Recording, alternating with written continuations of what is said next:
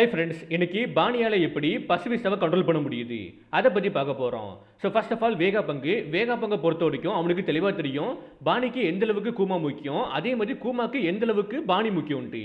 கூமாவும் வேகா பங்கும் ரொம்ப நாட்கள் ஒன்றா இருந்தனால கூமாவை பற்றி வேகா பங்குக்கு எல்லாமே தெளிவாக தெரியும். கூமா பாணிக்காண்டி எல்லாத்தையுமே இழந்ததாக இருக்கட்டும் அண்ட் குறிப்பாக அவனே இழந்ததாக இருக்கட்டும், இது எல்லாத்தையுமே வேகா பங்கு கிட்ட இருந்து பார்த்துருப்பான். ஒரு கடத்துக்கு மேலே கூமாவுமே கம்ப்ளீட்டாக சைபாக்கா மாறி இருப்பான். கூமாவை தேடுறதுக்காண்டி பாணியுமே பைரட்டா மாறி இருப்பா. இந்த விஷயத்தை கேட்டதுக்கு அப்புறம் வேகா பங்குக்கு ரொம்பவே கவலையா இருந்துச்சு. ஏன்னா பசிபிஸ்டாவாக இருக்கட்டும் கூமாவாக இருக்கட்டும் ரெண்டு பேருமே வேர்ல்டு கவர்மெண்ட் கீழே இருக்கனால கண்டிப்பாக பாணி அவங்க ரெண்டு பேரும் கையாலேயே காயப்பட வாய்ப்பு இருக்குன்ட்டு. ஸோ அதனால இவனுக்கு கவலையா இருந்துச்சு. லைக் பாணி அவளோட பில்லோடு ஃபாதர் மூலமாகவே சாக வாய்ப்பு இருக்குது, அதே மாதிரி கூமா அவளோட பாசமான பொண்ணை சாகடிக்க வாய்ப்பு இருக்குது, காயப்படுத்த வாய்ப்பு இருக்குது.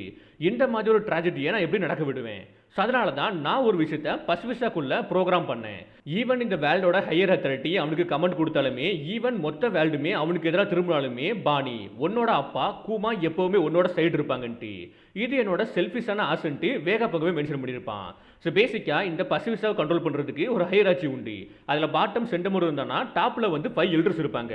பட் அவங்களுக்கு மேலே ஒரு ஆள் இருக்காங்கன்னா அது பாணி தான். பட் இது வந்து ஒரு மாஸ்டர் ரோபோட்டு கிட்ட ஆர்டர் கொடுக்குற மாதிரி இருக்காது, ஒரு அப்பா கிட்ட பொண்ணு பேசுகிற மாதிரி இருக்கும். லைக் எபிசோட்ல நீங்கள் பார்த்துருப்பீங்க, அப்பா நாங்கள் தப்பிச்சு போகிறதுக்கு ஹெல்ப் பண்ணுங்கன்ட்டு பசிபிஸ்டா கிட்ட கேட்டிருப்பா.